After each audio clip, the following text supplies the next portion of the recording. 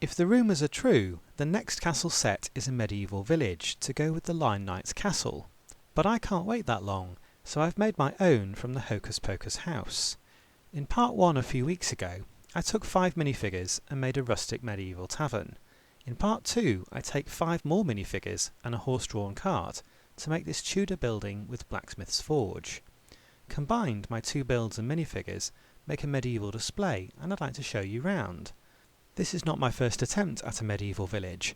Check out the links in the description below and subscribe to the channel for more castle stuff, including free instructions. And back to the Lego, and I'll show you the details of this Tudor building with Blacksmith's forge. From this angle you can see the entire back of the build is open and there's a detailed interior.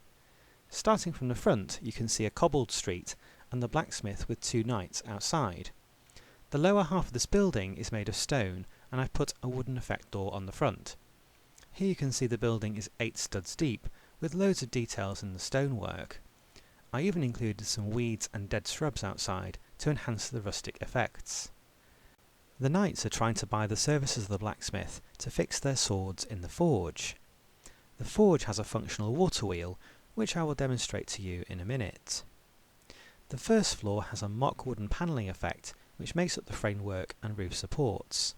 From this angle you can see that they've been quite creative with a small amount of white and black parts included from the original set.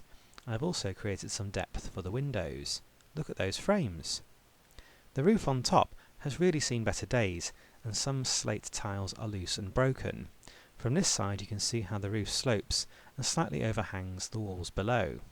Now this shot is of the ground floor and you can see the entrance to the blacksmith's forge. Here we have a fire which he uses to heat the metal so that he can work and shape it. This is the anvil and lathe tool with a hammer to help forge blades for the knights. It is fully functional and moves by spinning the water wheel, as you can see in this video. This shot is of the first floor and I decided to put the kitchen of the nearby tavern inside. There's a large table and food being prepared, including freshly picked gourds. Here is the husband of our landlady across the way. He's the chef and he's working on a soup. Outside in the square we have the blacksmith's wife, attending to the Black Falcon's horse. The blacksmith himself is inspecting weapons and pricing up some work for the passing knights. There are 2 Black Falcon knights in town who've been sent from the nearby castle to purchase the service of the blacksmith and ensure that all equipment is ready if needed for a battle. And that's it. The second half is complete. I'm really pleased with the way this build turned out. Let's now combine it with the rustic tavern that I covered in my previous video. Because of the way I designed the streets outside, it's possible to have the builds facing each other. This gives a narrow and atmospheric feel to the street and brings more depth to the diorama. Alternatively, you can have them at 90 degrees and make a proper village square effect.